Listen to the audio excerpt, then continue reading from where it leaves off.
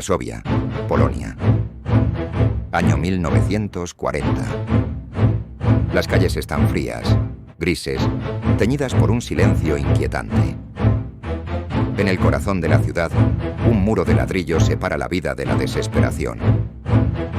El gueto de Varsovia, una prisión al aire libre donde más de 400.000 judíos han sido confinados, se convierte en el escenario de una de las mayores tragedias de la humanidad.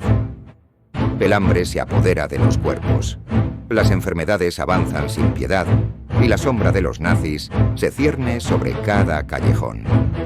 Afuera, el mundo sigue su curso, indiferente, pero no todos miran hacia otro lado. Desde su infancia, Irena Sendler mostró una profunda empatía por los demás. Nació en 1910 en Otwock, Polonia, en el seno de una familia que inculcó en ella valores de solidaridad y justicia. Su padre, un médico que atendía gratuitamente a los más pobres, falleció cuando ella tenía solo 7 años, víctima del tifus contraído mientras atendía a pacientes judíos.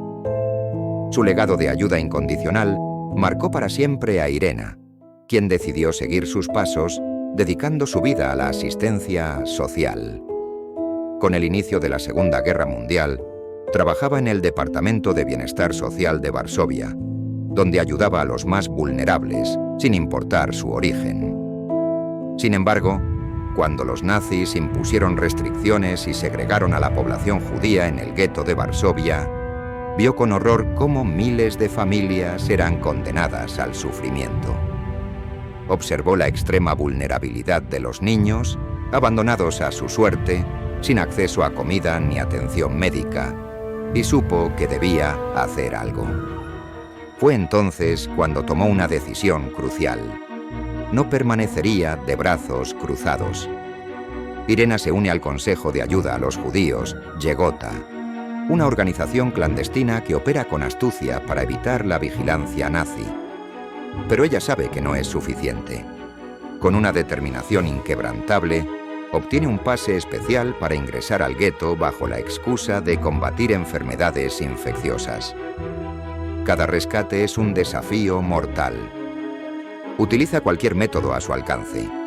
Ambulancias, sacos de basura, bolsas de herramientas, incluso ataúdes.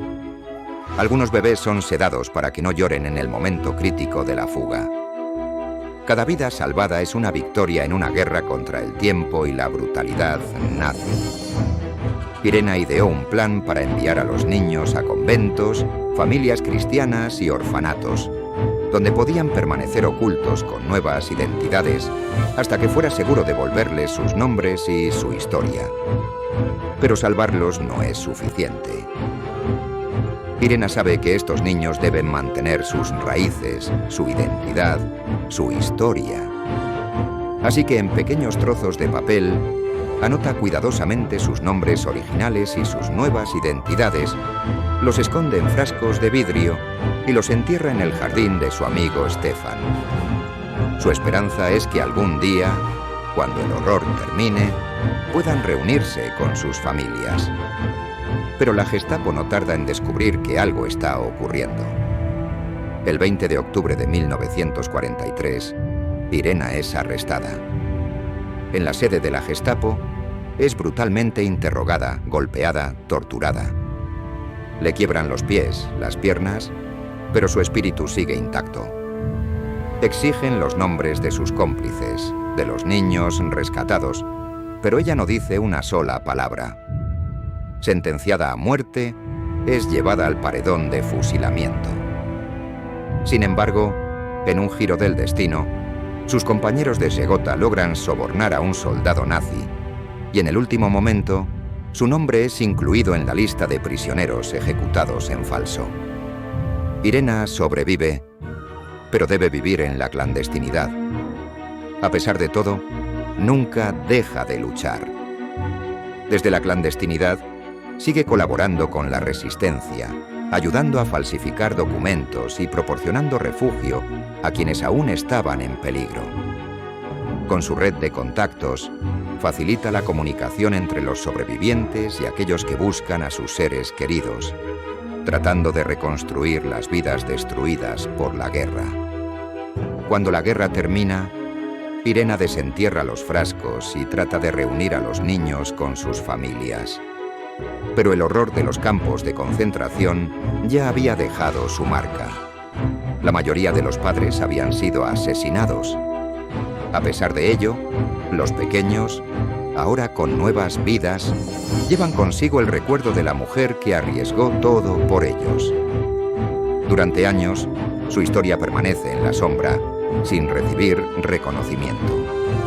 Es hasta 1965 cuando Yad Vashem, el Centro Mundial de Conmemoración del Holocausto, la nombra oficialmente justa entre las naciones, el más alto honor para quienes arriesgaron sus vidas para salvar judíos durante la Segunda Guerra Mundial. Irena Sendler falleció el 12 de mayo de 2008 a la edad de 98 años, dejando un legado imborrable de valentía y humanidad. Su historia es un recordatorio de que la humanidad puede brillar incluso en los tiempos más oscuros. Más de 2.500 niños vivieron gracias a ella. No con armas ni con poder, sino con coraje, astucia y un amor inquebrantable por la vida.